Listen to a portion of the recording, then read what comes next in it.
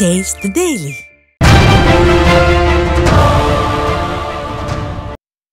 மதுரை மாவட்டம் வாடிப்பட்டியில் மது போதையில் பயங்கர ஆயுதங்களுடன் பொதுமக்களை அச்சுறுத்திய இளைஞர்களின் வீடியோ வெளியாகியுள்ளது. வாடிப்பட்டி காலனி குடியிருப்பு பகுதியில் சில இளைஞர்கள் மது போதையில் வந்து மக்களை தகாத வார்த்தையில் திட்டி கத்தி போன்ற பயங்கர ஆயுதங்களுடன் அச்சுறுத்தியுள்ளனர். இந்த வீடியோ காட்சிகள் வெளியாகியுள்ள நிலையில் நாளுக்கு நாள் அதிகரித்து வரும் ரவுடிகளின் அராஜகத்தை அடக்க விடியா ஸ்டாலின் அரசு நடவடிக்கை எடுக்குமா என மக்கள் கேள்வி எழுப்பியுள்ளனர். தஞ்சாவூர் மாவட்டம் பாபநாசம் அருகே வீட்டின் பூட்டை உடைத்து 16 சவரன் தங்க நகை கொள்ளையடிக்கப்பட்டுள்ளது. ராஜகிரி வடக்கு தெருவைச் சேர்ந்த ஹாஜா மைதீன் என்பவர் வீட்டை பூட்டிவிட்டு பெரிய தெருவில் வசித்து வந்துள்ளார்.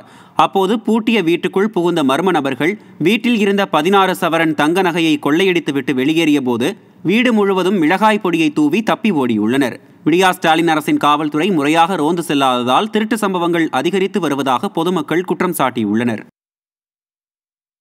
கிருஷ்ணகிரி மாவட்டம் போச்சம்பள்ளி அருகே மனைவியிடம் ஆபாசமாக பேசியவரை கணவர் கத்தியால் தாக்கிய சம்பவம் அதிர்ச்சியை ஏற்படுத்தியுள்ளது. கோணனூர் கிராமத்தைச் சேர்ந்த அரவிந்த் என்பவரின் மனைவியிடம் அவரது உறவினரான சரண் என்பவர் ஆபாசமாக பேசி தனிமையில் இருக்க அழைத்ததாக கூறப்படுகிறது. இதனை அறிந்த அரவிந்த் சரனை தனியாக அழைத்து கத்தியால் தாக்கியுள்ளார். இதில் படுகாயமடைந்த சரண் மருத்துவமனையில் அனுமதிக்கப்பட்ட நிலையில் அரவிந்த் பிடிபட்டார். ஸ்டாலின் ஆட்சியில் பதற்றத்துடனே வாழ வேண்டிய நிலைக்கு தள்ளப்பட்டுள்ளதாக விமர்சனம் எழுந்துள்ளது. சென்னைக்கு ரயிலில் வந்து கொண்டிருந்த பெங்களூருவைச் சேர்ந்த தம்பதியிடம் இருந்து 5 சவரன் தங்க நகையை பறித்துச் சென்ற கொள்ளையன் குறித்து ரயில்வே போலீசில் புகார் அளிக்கப்பட்டது. பெங்களூருவைச் சேர்ந்த புண்ணியமூர்த்தி பரிமளா தம்பதி கண் சிகிச்சைக்காக ரயிலில் வந்தபோது பேசின் பிரிட்ஜ் சாணிக்குளம் இடையே ரயில் மெதுவாக வந்தபோது மர்ம நபர் ஒருவர் பரிமளா கழுத்தில் இருந்த செயினை பறித்துக் கொண்டு கீழே குதித்து தப்பி ஓடினார். இதுகுறித்து தம்பதியினர் சென்ட்ரல் ரயில் நிலைய போலீசாரிடம் புகார் அளித்த நிலையில் விடியா திமுக அரசின் ஏவல் துறையினர் கும்பகர்ண தூக்கத்தில் உள்ளதால் ரயில்களில் கொள்ளை சம்பவங்கள் அதிகரித்துள்ளதாக குற்றம் சாட்டப்படுகிறது. திருநெல்வேலி மாவட்டம் வள்ளியூரில் தனியார் பள்ளி விடுதி வளாக கிணற்றில் மர்மமான முறையில் 7ஆம் வகுப்பு மாணவரின் சடலம் கிடந்தது அதிர்ச்சியை ஏற்படுத்தியுள்ளது. ஆலங்குளத்தை அடுத்த மாராந்தை பகுதியைச் சேர்ந்த சேர்முதுரை என்ற மாணவர் வள்ளியூரில் தனியார் பள்ளி விடுதியில் தங்கி பயின்று வந்தார். இவர் தனது துணிகளை துவைக்க சென்றபோது மாயமாகிய நிலையில் அவரின் சடலம் கிணற்றிலிருந்து மீட்கப்பட்டது.